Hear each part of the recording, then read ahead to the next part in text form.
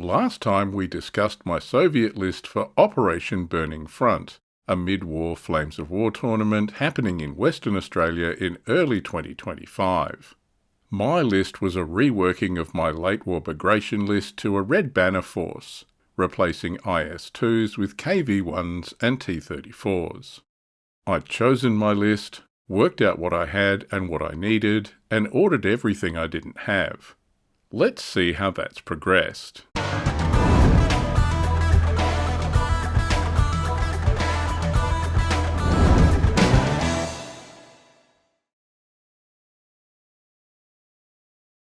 I built everything I had available, and while I was waiting for the ordered kits to arrive, I thought I'd wash and prime them. I always wash my assembled miniatures in warm soapy water before painting. This occasionally causes comment, and I had a viewer specifically reach out and ask me why I do this. Many people skip this step and go straight to painting. That's fine, but I'm an old modeller.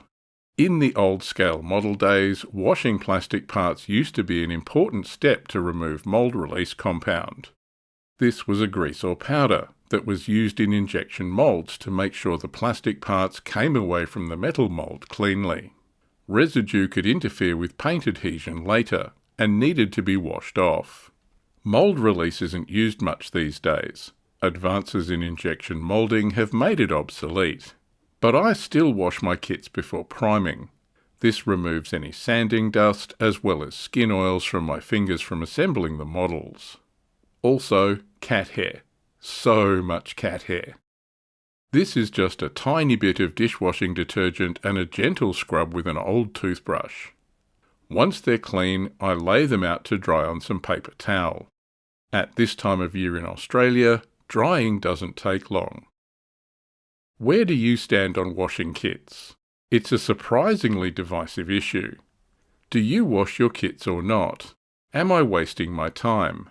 Let us know what you think in the comments. Next day it was prime time. The weather is getting hot here, so I was up early to do this before the heat came in. Rattle can painting when too hot or too cold can give unpredictable results. I mount my tanks on wooden painting bases with blue tack and balance them on this old piece of packing foam in a makeshift spray booth. This stops any overspray onto the rest of the shed. The primer I use is Rustoleum Ultra Cover Flat Grey Primer. It's not a hobby product. A friend randomly had this back when I started doing this, and it worked, so I've stuck with it. It's an enamel paint, so it takes a bit longer to dry than acrylics, but gives an exceptionally strong bond with the kit plastic. As you can see, the finish is great. I personally love how these plastic kits look primed with this stuff. The even grey colour shows all the detail, and the kit hasn't yet been ruined by my ham-fisted attempts to paint them. So that's got everything primed. Because it's enamel, it needs a few days to set up before I apply the acrylic base coat colours. It's also going to be too hot to paint, up to 40 degrees C, that's 105 degrees in freedom units. Too hot to spray. Luckily the tanks and SP guns I ordered to complete my list have arrived. I can get them built while it's hot. This is the Zvezda KV-1. I've built this before. My channel has a full build review of this kit from back in 2017. There were two of them to build. I'd forgotten just how much fun it is to build these simple little kits. There's only a few parts. Their detail doesn't match Battlefront kits, not even close, but they go together easily and look okay.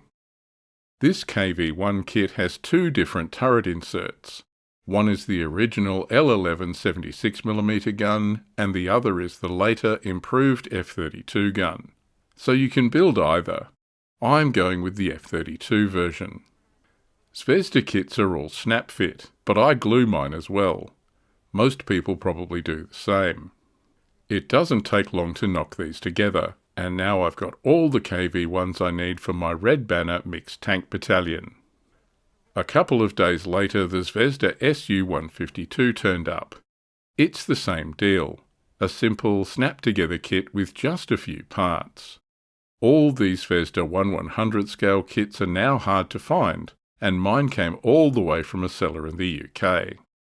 The hull is a bit of a sandwich, with the lower hull going onto this mid-frame and the casemate for the gun going down on top of that. Tracks are one-piece parts. You can see the plastic dust generated by sanding down the sprue gates on the parts. This is mainly what I'm removing by washing the kits before painting. As a modeller, I have no idea how much microplastics my body must contain after all these years.